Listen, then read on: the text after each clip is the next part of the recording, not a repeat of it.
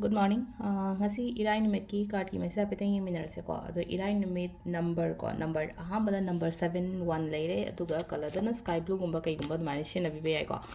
Ado card ki message yeminarse aduga timing so hype ngase ko timing of purpose hype yeminarse ngasi duena timing ke kai leke habado.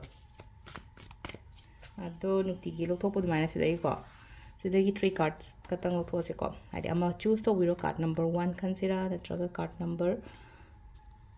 2 consider natraga card number 3 consider ko ohum segi manung sida ama khan se ko ahamba khan banga yon yeng se ko first card se ko haidi shida le ko haidi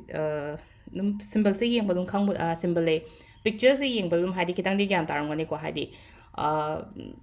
la haningi ba pot se dum hai tare ko sida la ise kitang wat na lak pani khang de amani khang de dumai lak pa hoji ki oina haira gadi adu bu soidana di ko ai gi ke hani deserving outcome haira sine ko ai phangwam thopa kaino de dum phangdi phangani kitang ngai ba khatang ne kitang tap ba khatang ne business makta tawre khala se hadi expected amount mana hadi handak tha se ai shi phawdi earn to we taraga jo ngasai gi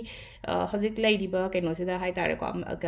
phibam haira sine ko situations or condition shigi mayam sida kitang result se kitang tapna lakpo oina oi adubu tungi oina hairagadi phajana lakhani ko ngasi makta hairase ko ngasi makta hari keno mangai leibani khangde adugi poto keno to leiba haitara ko tapna lakpo oina oi ko number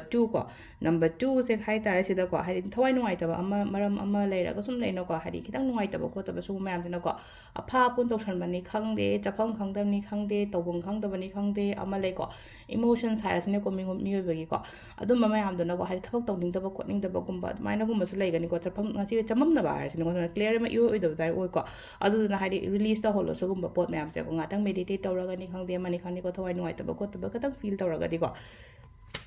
number 3 ko number 3 sina mu hai ko haidi mood yam nuai na layo ngasi se ko haidi afaba numitchu oi aduga isha songai ko ke na thawai nuai na gumba dumai lai bi ko aduga sida haidi akoi gi positivity oi budena haidi kenum ko dum chang ko ya bagi chances lai ko adu sina koi gi card ke message lai re timing sina ayuk ki pung mari ga minute yang khai manga dagina pung mapan ga minute fu phawng lai re tramathoi ga minute